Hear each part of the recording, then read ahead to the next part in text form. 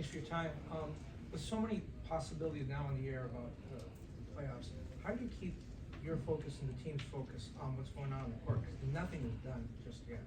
Yeah, I mean, our focus is, winning 2 more games. We understand that match number 2 and try to get that fourth spot. And so that's been our mindset, just keep getting better, keep playing, good basketball going into the playoffs. That's where our mindset is at. And then there's a quick transition, right? I mean, it's like you wait 6 months to get here, and then all of a sudden, second season starts in a few days. 6 days. So, yeah, you get a little time to prep and when you get a chance to know where you're playing. And I like that, having 5 or 6 days to prepare and get ready. Thank you. Yes, sir. You have a status for James? Say it again? You have a status for James Harden tonight? Yeah, he's out. And does that mean Russ is starting? Yes. What's your level of concern, if any, with James is going through physically? I know it's the last week of the season, but because you have the work to do, what's that balance of trying to, make sure he's good and everything?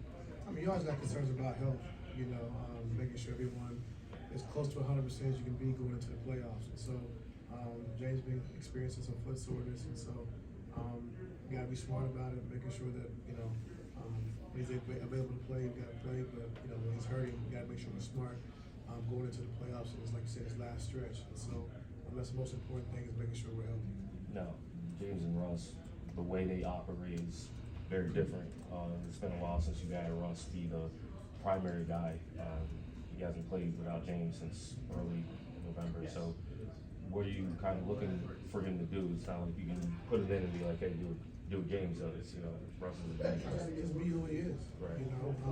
Attacking the paint, getting out in transition, guarding at a high level, and just getting us easy baskets when we can. And so just being who Russ is. We don't expect him to be James. We expect him to be Russ.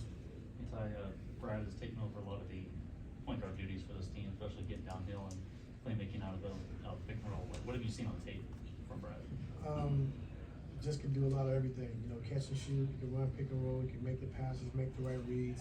Great cutter. Can play one-on-one. And he's just great all around. So him and Book both just have the responsibility of playing the point guard position and making plays and making the right reads has been really good. And they've been dynamic doing it as of late. In regards to minutes, not necessarily rotations or matchups, are you approaching these last few games until you get something locked up in a playoff mindset? Given that PG played 44 minutes against Cleveland, are you willing to play a little bit longer? Maybe not give matchups or show your hand at all? Yeah, we got to secure our spot. Yeah. Until we do that, we can't relax. And so we got to this point. Everyone's been relatively healthy, but we still got 2 more games going. So it's got to be our mindset and focus. So how many minutes it takes, it's what it takes. So not like a regular season game in December. This would be a different vibe. Yes, sir. It came out today that Jay Larinaga is going to be looked at by the Charlotte Hornets. Kind of in your time with Jay here, what have you seen out of him, and what has he meant to the staff in his time here with you? Well, just our time in Boston together as well. We started out in Boston together, and he was hot and was talking about being a head coach back then. And so just his work ethic, I think his relationship with players, the way he relates to players, can talk to guys, get guys to do things they normally don't do. Have a relationship with Jason Tatum, Jaylen Brown when he was in Boston, but coming here, have a relationship with Kawhi and PG and James and Big Zoo and the bigs as well. So just being to relate to those guys, getting guys to do things they normally wouldn't do, but he's a hard worker and he's dedicated to win. Obviously, no Kawhi tonight again. Kind of what's the status for him looking like going forward, and do you expect him to play before the end of the regular season? If that's our hopes, like I said, tonight he's not here. He didn't make the trip, so we gotta be smart about, like we talked about, health and being 100% going into the playoffs, or as close to 100% you can be. And so he's not on this trip, so we're just taking it day by day.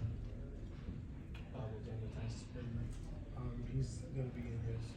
And what are the challenges of guarding this team that has 3 guys that can play kind of on or off? A lot of challenges. When you have Book, KD, and Beal, they do a great job of scoring the basketball at all 3 levels. They're the best mid-range shooting team in the league. So it's gonna be tough. They get to the free throw line, they can make threes, they can make mid-range, they can get to the basket. And so we just gotta be on point defensively, understand our coverages, what we're trying to do, and make sure we execute the game plan. Coach, we're entering the second season where there's a playoff play-in game involved. How, if any, has that changed your preparation for playoff possible matchups? Not much for ours as of right now. I mean, because, you know, we get a chance to have 5 or 6 days if we lock in our top 6 seed, you know, so the teams that are really, you know, that's harder for us, the number 1 and number 2 seed, because they don't know who they're playing for a while. And so for us, it doesn't change, so it's pretty much the same. Thank you. Thanks, Coach.